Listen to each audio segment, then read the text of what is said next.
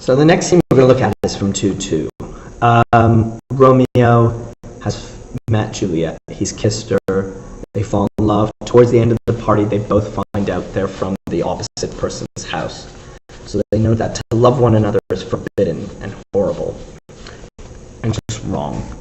But Romeo is very risky. He's fully fallen for this girl. So what he does is he escapes into the back garden, scales a wall. He doesn't crucially tell his friends that he's going to do this, but he comes to see Juliet. And he gives a very famous speech about watching her come onto the balcony. And eventually he overhears her talk. And the extended metaphor he uses is Juliet is light. She is herself light.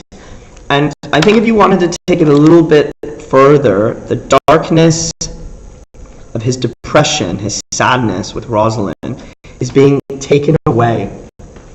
And the heavy oxymorons and heavy rhymes of his moaning changes for a very elevated poetry.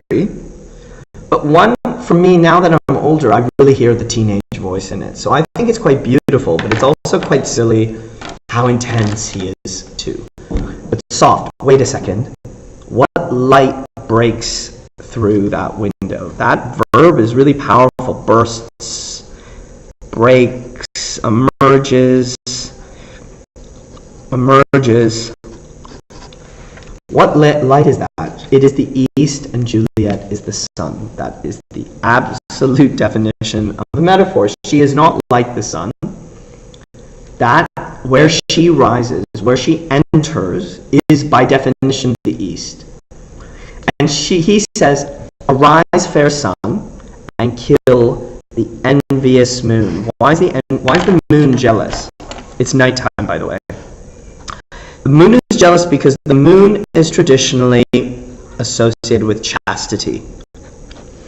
And the moon is envious, sick, and pale with grief. So now the moon is personified as jealous with her beauty. And grief at something dying. I never noticed that. That thou, her maid, art far more fair than she. Oh, jealous that the sun is more beautiful. That's true, but the grief also makes me think, since if I know chastity, by the way, is virginity. So she's jealous because she looks more beautiful than the moon, but also might it be because he's hoping that this may be the end of virginity. I don't know, I'm just putting that out there. Don't be her maid, she's envious.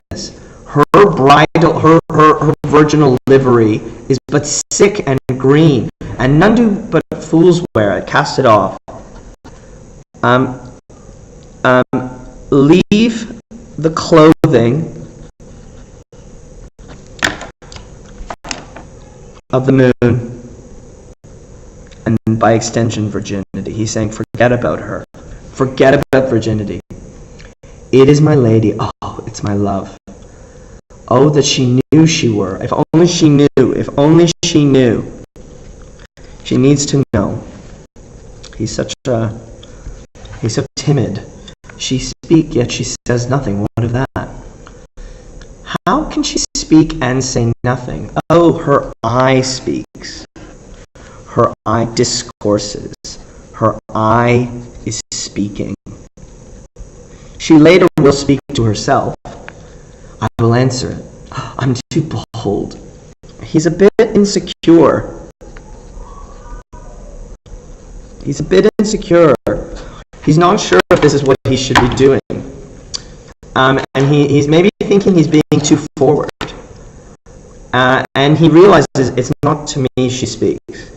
Now here comes a new extended metaphor. Two of the fairest stars in heaven, having some business, do entreat her eyes to twinkle in the spheres till they return. So eyes and stars switch places. Okay? What if her eyes were there, they in her head? He's acknowledging that he's being poetic. He's acknowledging that an image, an extended metaphor, isn't just she's the sun, isn't just, okay, your eyes are bright. It's imagining if your eyes switched places with the stars, what would happen? Well, what would happen is the brightness of her cheek would shame those stars. Oh, her brightness would outdo the stars. Daylight doth a lamp. He compares. She's brighter. She is the equivalent of sunshine. The stars are the equivalent of a lamp.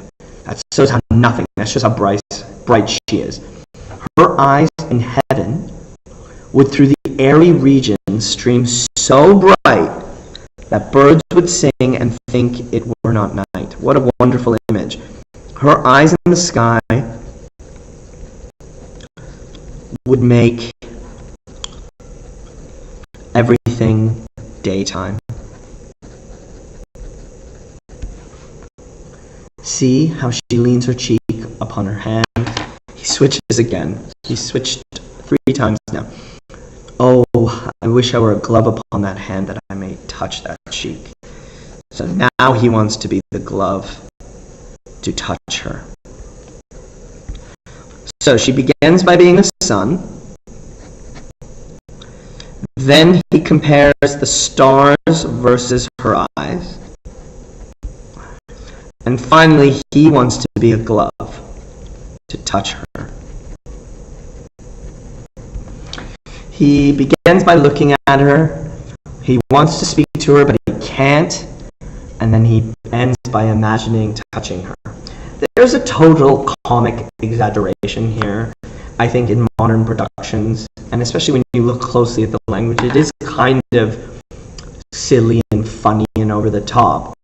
But I don't want you to just have that idea. I think also linguistically, in terms of its imagery and its poetry, Romeo's sincere. He might be gassed up with himself. He might be hilariously in love.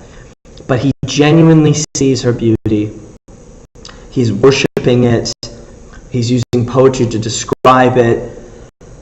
I think at most, though, maybe you see a hint of this Petrarchan tendency in him, watching and worshipping as opposed to participating. This speech is said to himself and to the audience. She will herself give a speech, but it's only when they're talking together that the love is reciprocal and real, I would argue. But absolutely, you should note Romeo's change in language and his use of light imagery in relationship to Juliet.